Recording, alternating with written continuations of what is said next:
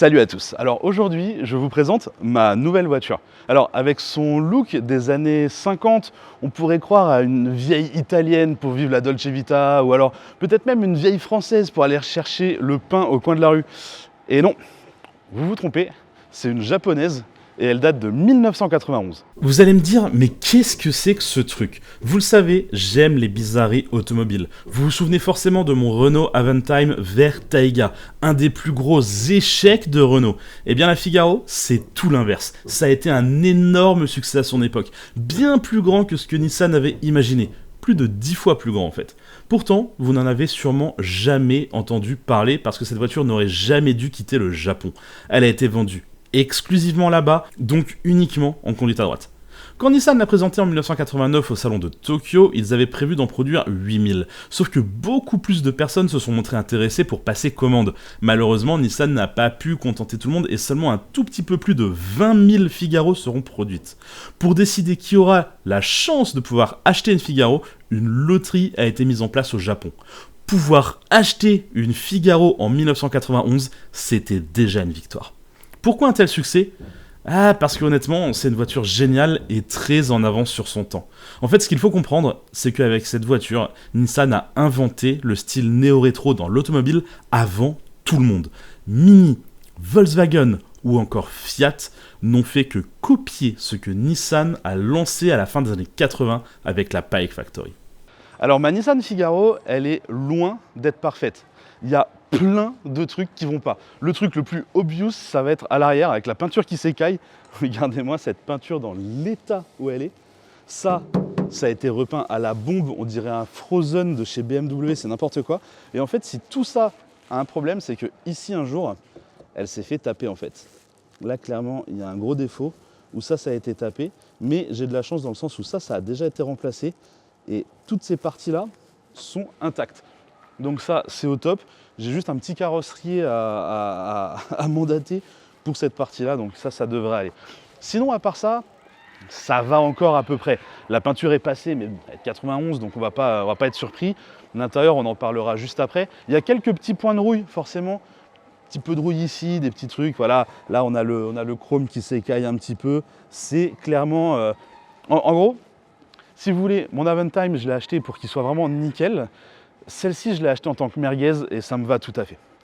Notamment, elle a tapé à l'arrière, mais je pense qu'elle a tapé à l'avant aussi. Parce que regardez-moi, ces panel gap dignes de Tesla, là, c'est n'importe quoi. On se croirait sur une Model S.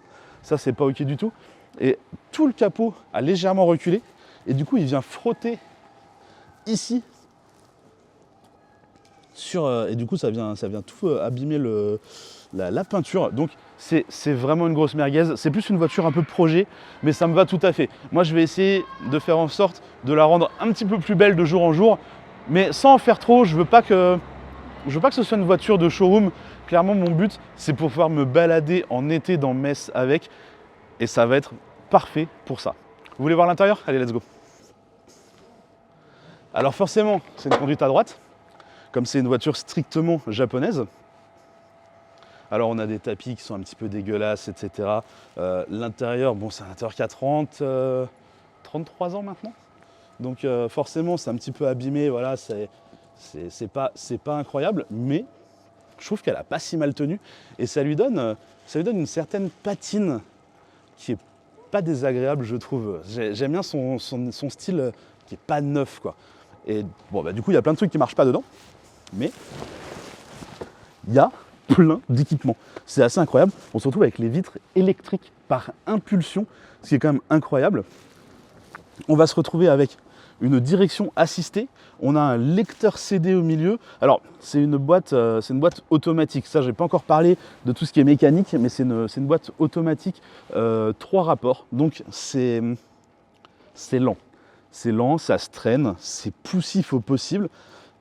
Mais c'est pas, en fait, on ne lui demande pas d'être une sportive, quoi. C'est une petite voiture de balade.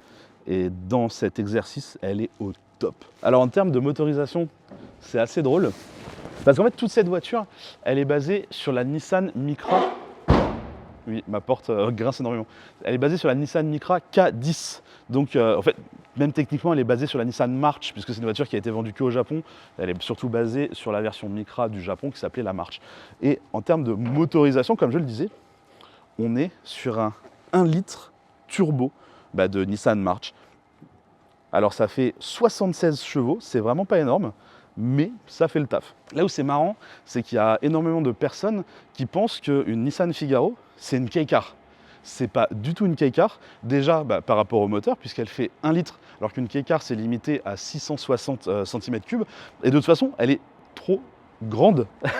Alors oui, elle a l'air minuscule comme ça, mais une K-Car, c'est plus petit que ça. Ça, c'est trop gros. Alors cette voiture, elle fait partie de toute une histoire chez Nissan qui est super intéressante, qui s'appelle les voitures de la Pike Factory. Il y en a 4. Il y a la B1, il y a la Pao, il y a la Escargot et il y a la Figaro. Ça nécessite une vidéo complète qui va être faite assez dans le futur, assez proche, vous en faites pas, mais ça nécessite une vidéo complète. Là, ce que je veux vraiment me concentrer sur la présentation de ma voiture. Je veux pas tout de suite vous faire les Pike Cars. Dans les trucs un petit peu spécifiques à ma version, parce que c'est une grosse merguez, normalement, toute la partie du rangement du toit est électrique. À l'intérieur, on a un bouton qui est ici même. On le voit au fond, en dessous de la colonne de direction. Tout au fond là-bas, je sais pas si tu le vois. Ouais, c'est celui qui est là-bas, exactement. Là, tu as un petit bouton noir qui te permet, en gros, d'ouvrir ça de façon électronique. Moi, sur la mienne, c'est pété. Donc, on a une façon bien spécifique de le faire. Il faut venir ouvrir le coffre.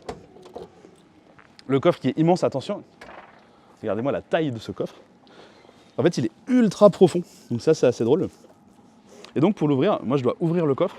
Et là derrière, il y a des câbles sur lesquels je peux tirer. Il y en a un autre de l'autre côté.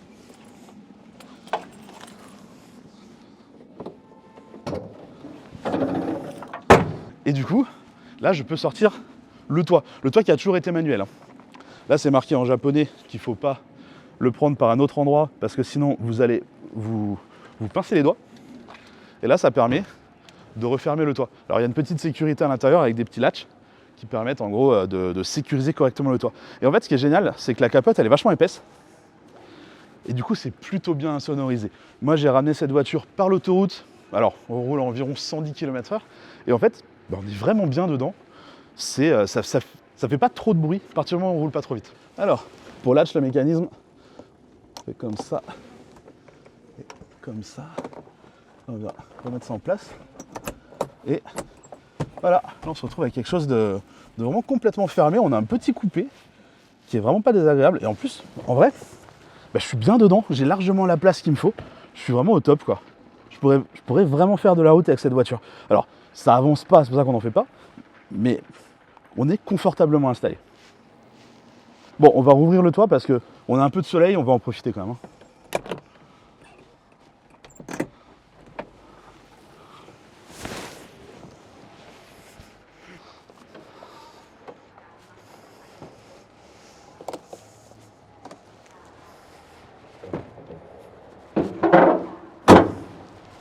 Parfait.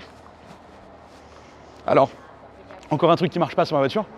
Là, on a une antenne pour la radio qui normalement se déploie électriquement. Moi, ça marche plus parce que la radio marche plus. Pourquoi il souffle aussi fort sur son camion? Ce camion souffle extrêmement fort et je ne sais pas pourquoi.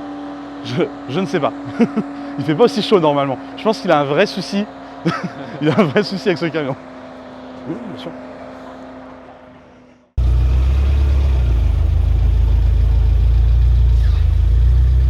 Maintenant, je vous propose de faire un petit tour avec cette voiture et vous allez comprendre un petit peu à quoi elle sert. En fait, vraiment le but, c'est de rouler à très basse vitesse. Moi, je suis quelqu'un qui me déplace beaucoup dans la ville de Metz, parce que je suis messin à la base, et je sors pas mal dans Metz. Et clairement, la 640, ça allait pas être possible. Le véhicule est trop gros, ça marche pas. Et je voulais un petit truc qui me permet de vraiment me déplacer dans les petites rues, dans les petites ruelles, etc. Et surtout de me garer un petit peu n'importe où. Et cette voiture, elle est au top. Elle avance pas, mais elle attire énormément la sympathie et elle passe partout, dans toutes les petites rues. Regardez-moi ça là, hop, ça braque de ouf.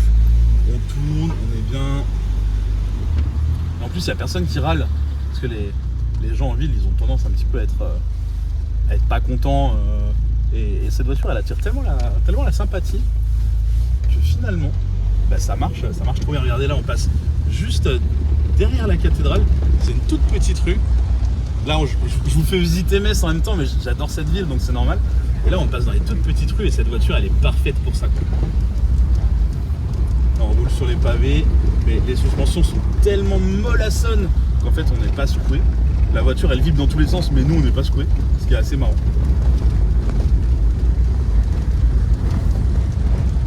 Et je pense que cette voiture, elle a vraiment été prévue pour ça. À la base, la voiture a été prévue pour les petites rues de Tokyo, pour que les Tokyoïdes puissent se déplacer dans ce genre d'environnement. Et finalement, dans nos petites villes européennes, bah, ça marche au top. Là, on a pu enlever le toit parce qu'il fait beau, on a les vitres ouvertes, on est bien en fait, on n'a rien besoin de plus. Et pourtant, dès que je dois sortir de la ville et que je dois aller un petit peu en campagne, ça marche quand même au top. On va aller voir ce que ça donne dans les villages. Là, c'est trop drôle parce qu'en fait, on a l'impression qu'on est à 1000 km/h, alors qu'en fait, on est à 70. Donc, on respecte complètement la vitesse limite. Et pourtant, on n'a pas du tout envie d'aller plus vite. Ça ferait presque peur d'aller plus vite. C'est vraiment un des avantages de cette voiture. Là, par contre, là, il y a un trou dans la route, on va s'envoler. Ouais, cette voiture, il faut pas aller vite. Hein. Il faut y aller tranquillement. Bon, ceux qui me suivent sur Instagram savent que la deuxième partie de la vidéo a été un petit peu compliquée à tourner, puisque la Figaro m'a fait une petite panne.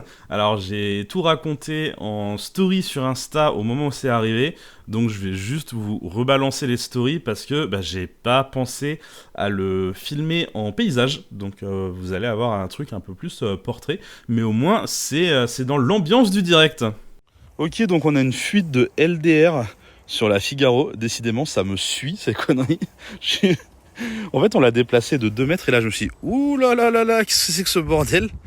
Et là, je viens de regarder et bon, bah, ça fuit, quoi. Ça fuit dans tous les sens. Bon, on a remis du liquide. J'ai l'impression que ça pisse plus. On va essayer de la redescendre de la montagne parce qu'en fait, je pense qu'elle a chauffé parce que je suis monté un peu haut pour faire quelques belles images. Et puis on verra ce que ça donne, hein. Je donnerai des nouvelles dès que j'en sais un peu plus. Bon, en fait, si, je crois que j'ai détecté la fuite. Je pense qu'elle est ici même. Je suis pas sûr, hein, mais là, je crois que si. Hein. Je crois que c'est là. Hein. Ça devrait tenir au moins jusqu'à chez moi. Ça devrait le faire. Du coup, voilà, le tournage de la vidéo a été réduit pour des raisons techniques. Je vais devoir réparer la durite qui fuit avant de pouvoir retourner quoi que ce soit avec cette voiture. Donc je vous ai fait cette petite version un petit peu écourtée de la vidéo, au moins pour vous présenter la voiture, que vous sachiez de quoi il s'agit, et puis de lancer un petit peu la conversation. De toute façon, très bientôt, je vais vous faire la vidéo sur les Pike Cars, qui va être super intéressante. Quoi qu'il en soit, je vous invite à regarder d'autres vidéos, et à vous abonner si c'est pas déjà fait. Allez, bye bye.